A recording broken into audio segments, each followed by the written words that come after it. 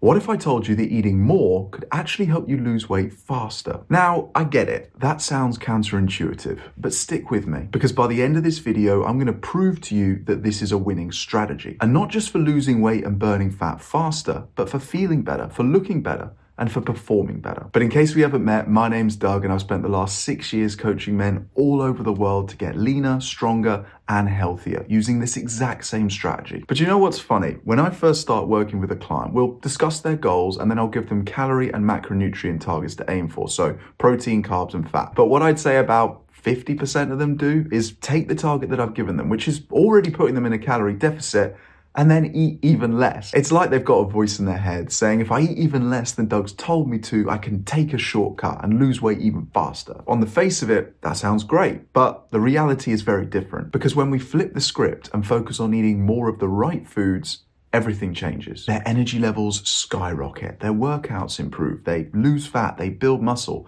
but most importantly, they stick with it because they're not trying to starve themselves. The problem is that we've been told for years that eating less is the only way to lose weight. But the truth is that the whole eat less, move more mindset is not only exhausting, it's unsustainable. Sure, starving your body might lead to temporary results, but it also creates long-term problems. And this is where most diets fail. Because when you severely restrict your calories, 4 things happen. Number 1, your body starts to fight back. It's wired for survival, not aesthetics. So when you eat too little, your body starts to slow your metabolism down so that it can make your body more efficient. And by doing that, it's conserving energy, but as a result, it's also making it a lot harder for you to lose weight. Number 2, you feel like garbage, low energy, brain fog, irritability, and constant hunger. Those are all signs that you're underfueled. But the worst one of all is that you lose all your drive. Everything feels hard. Number 3, you lose muscle and not fat. When you're not getting enough calories and protein, your body will start to break down the muscle for energy, because energy is always going to be your body's priority, not looking good. But not only that, but muscle is also key for a strong metabolism, so losing it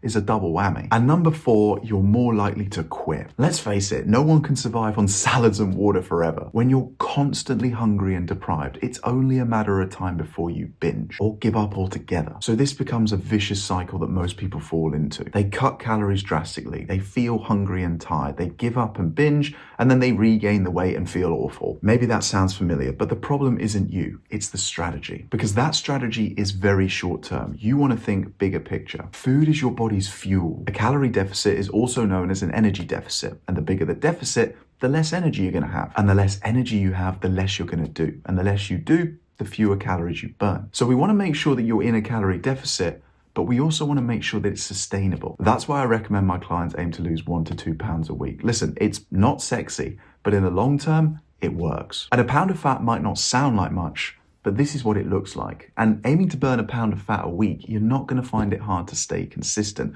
And before you know it, the weeks will fly by and you've lost 10, 20, 50 pounds, all without really trying. To burn a pound of fat a week, you need to create a 3,500 calorie deficit each week, because that's how many calories are in one of these. Now, you can do that by sticking to a 500 calorie deficit every single day. But in my experience, that's not a good idea. Why? Well, because we're not robots. Every day is different and life often gets in the way, whether it's traffic jams, sickness, kids, hangovers, angry bosses, train delays, you name it. Some days you just won't want to track your calories, and other days you're just going to really need that extra large pizza. So you want something more flexible, something that's going to work for you in the long term. Instead of stressing over it daily, multiply your daily deficit target by 7 and look at it like a weekly budget. Let me walk you through an example so I can show you what I mean. Now, the quickest way to calculate your calorie deficit is to take your body weight in pounds and multiply it by 14. That's going to give you something called your maintenance calorie number, which is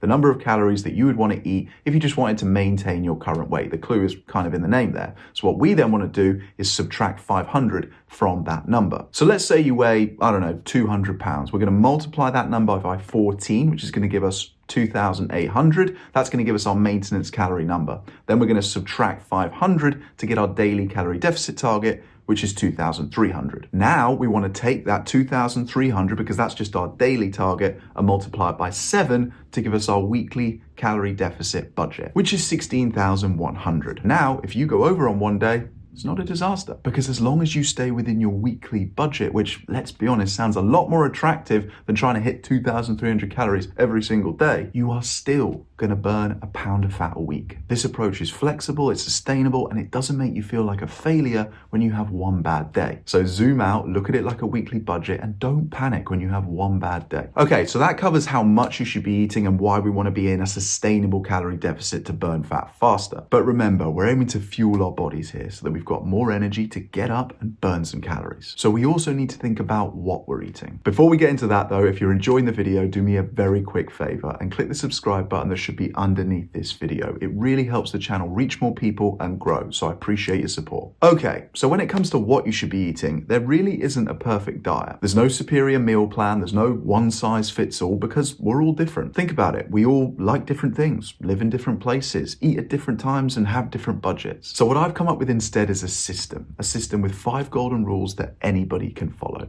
And here they are. Number 1 is that you want your diet to be balanced. That's because all 3 macronutrients play an important role in your health. Protein fills you up, stabilizes your blood sugar levels, and supports immune function. Carbs are our body's preferred source of energy, and fat supports your endocrine system, your hormones. Second, you want it to be omnivorous. You don't need to follow extreme protocols like vegan or carnivore. So eat plenty of lean meats, fish and eggs, as well as fruit and vegetables. Number 3, you want it to be nutrient dense. This is becoming more important every year. I can't stress this enough. Limit the amount of processed food you eat. A lot of the food that people eat today are full of what we call empty calories. They count towards your budget, but they don't really do anything for you. You want to eat as much whole, nutrient-dense foods as you can.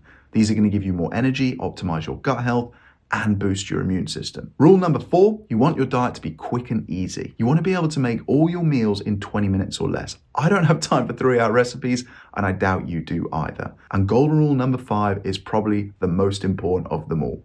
You want to enjoy your diet, because if you don't love what you eat, you won't stick to it. So for this one, remember the 80-20 rule. You want to have 80% of your food fueling you, but you also want to save 20% which you're eating for fun. Find snacks and treats that you can eat every day that satisfy your sweet tooth and make you feel like you're cheating on your diet. Because if you do that, it's going to stop you going off the rails and binging at the weekends. Listen, I'm not going to BS you. It will take you a little bit of time and a little bit of trial and error to build this system into your life. But to give you a head start and make it a little bit easier for you, I've got a gift for you. I've just put the finishing touches on a brand new recipe book. Now, I am no master chef, but over the years, I've found 15 fat-burning meals that tick all of these boxes. They're quick and easy to make, high in protein, healthy, and most important, delicious. I call it the anti-diet recipe book, and you can grab your free copy by clicking the link under this video. Okay, we've fueled your body. Now we need to use that energy to get you up, get you moving, and burn some of this. But what does moving more actually look like? Well, I've got good news for you, because I can tell you right now that it's not hours of cardio or going to the gym every day. The most effective way for you to burn more fat is by increasing something called your NEAT, which stands for non-exercise activity thermogenesis. Now, don't worry, in all honesty, that's just a fancy scientific term that covers the gap between rest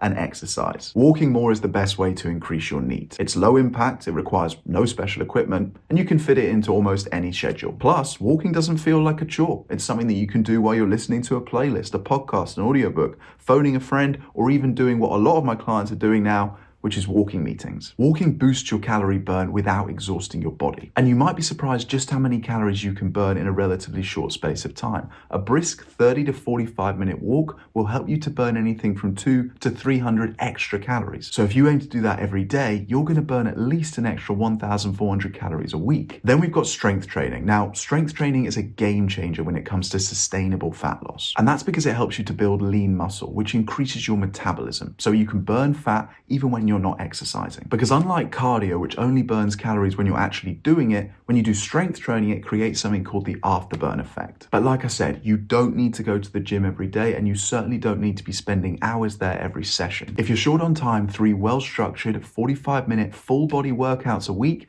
is plenty. Focus on compound movements like the ones I'm putting on the screen right now, because these exercises target multiple muscle groups at once, giving you more bang for your buck. And then finally is to have more fun with your movement, because not everything has to be a scheduled workout or a walk so that you hit your step count. So play a sport with your friend, join a club, run around with your kids, or even have more with your partner. When you fuel your body properly, everything starts to fall into place. Eating more of the right foods doesn't just help you lose weight faster, but it creates a powerful ripple effect in every area of your life. And here's a reminder of how it works. When you eat more, you have more energy. By fueling your body with nutrient-dense foods, you wake up feeling energized rather than exhausted and drained. That energy carries into your workouts, your daily tasks, and even your mood. Now you're moving more, so you burn more calories. Because when you have more energy, you're far more likely to stay active. And remember what I said earlier, it's not just about having the energy, it's about having the drive. Because when you've got the drive, all of the hard things that you didn't want to do when you were in a massive aggressive calorie deficit now feel much easier. And then you start to see results, which just gives you even more momentum. As the weight starts to come off, your confidence grows. Because now you're not just losing fat, you're gaining strength, energy, and control over your health. And this is what I call the virtuous cycle of eating more and moving more. Because unlike crash diets that burn you out, this approach builds you up. And when you stick with it, the results keep coming week after week, month after month. Anyway, I'll leave the video here, but earlier on I teased you a little bit by suggesting that you eat snacks that make you feel like you're cheating on your diet every day. But I never actually told you what they are. Well, if you watch this video next, I'm going to give you not one, not two, not three, four, or even five, but 9 low-calorie, delicious snacks that feel like cheat codes. Enjoy.